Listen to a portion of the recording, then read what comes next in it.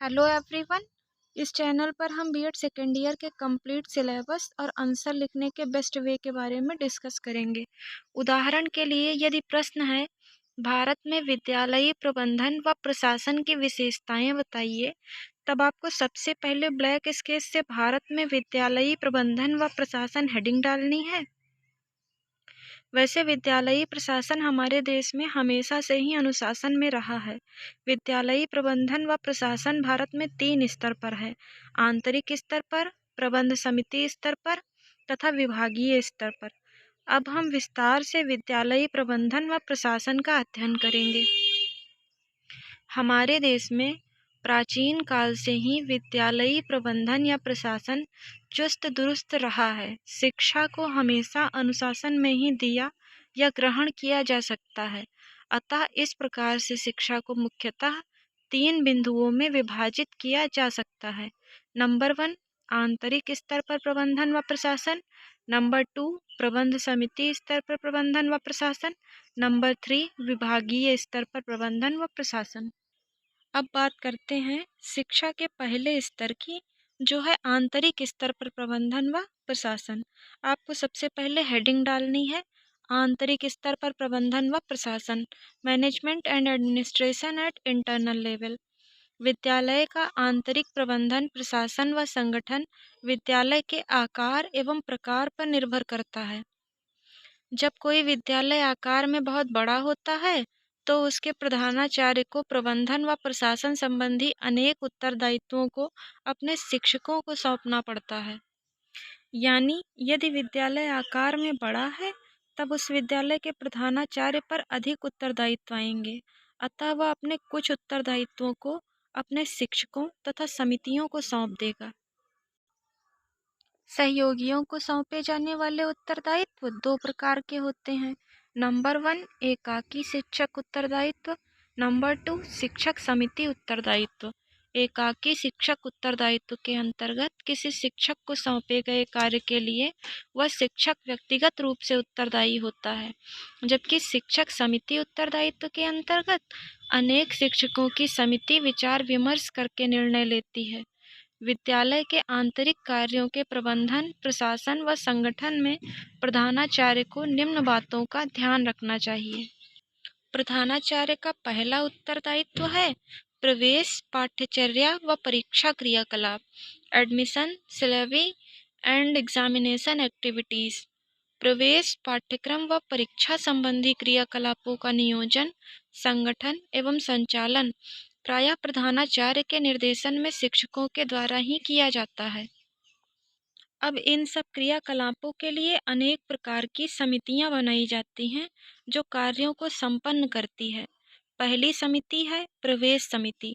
प्रवेश समिति का प्रमुख कार्य विद्यालय की विभिन्न कक्षाओं में रिक्त स्थानों के सापेक्ष छात्रों के प्रवेश को संपन्न कराना होता है।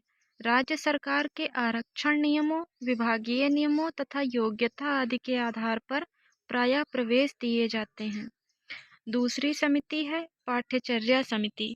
पाठ्यचर्या समिति में विभिन्न विषयों के वरिष्ठ शिक्षकों को रखना चाहिए। यह समिति विभिन्न पाठ्यक्रम की रूपरेखाओं, पाठ्यपुस्तकों, शिक्षण विधियों आदि का निर्धारण करती है। तीसरी समिति है शैक्षणिक परामर्श समिति। इस समिति का मुख्य कार्य जरूरत पड़ने पर समय समय पर विद्यार्थियों का मार्गदर्शन करना होता है या उनको शैक्षिक विषयों के चयन तथा भावी व्यावसायिक धारा के चयन के संबंध में सलाह देती है। चौथी समिति है परीक्षा समिति। इस समिति का मुख्य कार्य विद्यार्थियों को आंतरिक व बाह्य परीक्षा की व्यवस्था करना एवं उनकी प्रगति का मूल्यांकन करना होता है। यह समिति आंतरिक परीक्षा की समय सारणी भी तैयार करती है। प्रधानाचार्य का दूसरा उत्तरदायित्व है शिक्षण व अधिगम क्रियाकलाप, टीचिंग एंड लर्निंग एक्टिविटीज।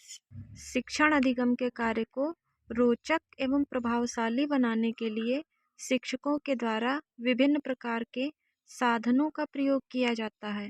शिक्षण अधिगम के समुचित नियोजन तथा इस हेतु विभिन्न साधनों की समुचित व्यवस्था के लिए विद्यालय के किसी एक शिक्षक या शिक्षकों की समिति को उत्तरदायी बनाया जा सकता है।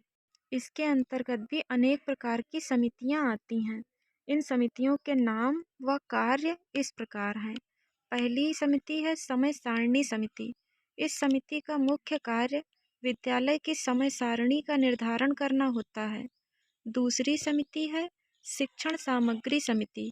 यह समिति शिक्षण कार्य, विभिन्न उपयोगी उपकरणों तथा सामग्री, श्यामपट्ट, चौक, डस्टर, चार्ट, प्रयोगशाला सामग्री, कंप्यूटर, श्रव्य दृश्य सामग्री आदि विभिन्न प्रकार की सामग्री की समुचित व्यवस्था करती है।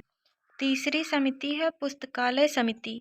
यह समिति सामान्य पुस्तकालय, कक्षा पुस्तकालय तथा विषय पुस्तकालय के लिए आवश्यक विभिन्न उपयोगी पुस्तकों व पत्र पत्रिकाओं के क्रय तथा रख रखाव के निरीक्षण का कार्य करती है। चौथी समिति है छात्र सहायता समिति। इस समिति के द्वारा विद्यालय में प्रतिभाशाली तथा मंद गति वाले छात्रों के लिए विशेष शैक्षिक कार्यक्रमों की व्यवस्था की जाती है। इन दोनों प्रकार के छात्रों के लिए विशेष शैक्षिक कार्यक्रमों की व्यवस्था की जाती है। पांचवी समिति है छात्रवृत्ति समिति।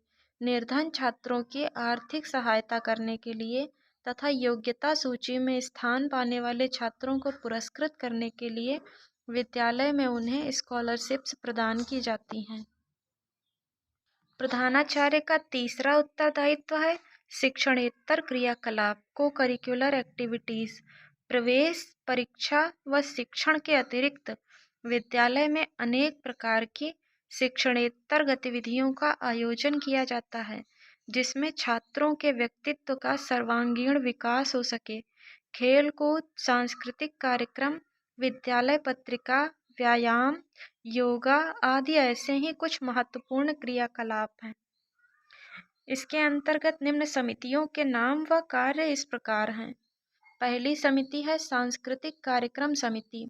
सांस्कृतिक क्रियाकलापों के नियोजन, आयोजन एवं संचालन के लिए विद्यालय में सांस्कृतिक समिति इस प्रकार से बनाई जानी चाहिए जिसमें शिक्षक एवं छात्र दोनों सम्मिलित रहें। दूसरी समिति है खेल कूद समिति। विद्यालय में खेल कूद का आयोजन करने के लिए एक खेल कूद समिति भी बनाई जाती है, जिसमें शिक्षक के साथ साथ खेल कूद में रुचि लेने वाले छात्रों को रखा जा सकता है। तीसरी समिति है प्रकाशन समिति। इस समिति का प्रमुख कार्य विद्यालय हस्त पुस्तिका, नियमावली, पत्रिका, पंचांग आदि प्रकाशनों के लिए सामग्री का संचयन करना, संपादन करना, वितरित करना होता है। इसके अंतर्गत चौथी समिति है संपर्क समिति। प्रभावी शिक्षा व्यवस्था के लिए घर तथा विद्यालय एवं समाज तथा विद्यालय के बीच घनिष्ठ संबंध स्थापित करना अत्यंत आवश्यक होता है। इसके लिए प्रत्येक विद्यालय में प्रायः अभिभावक शिक्षक समिति का गठन किया जाता है। आप एग्ज़ाम में ज़्यादा मार्क्स पाने के लिए इम्पॉर्टेंट पॉइंट्स को ब्लैक पेन से लिखकर अंडरलाइन कर सकते हैं या फैक्ट्स को हाईलाइट कर सकते हैं। अलग अलग कलर के स्केच से हेडिंग भी डाल सकते हैं। कुछ तथ्यों को आप इंग्लिश में भी लिख सकते हैं तथा हेडिंग्स को आप इंटरेस्टिंग वे में लिखेंगे, तब निसंदेह आप 90% से ज़्यादा मार्क्स पाएंगे। If you like this video then please like, share and subscribe my channel. It's my humble request to all of you.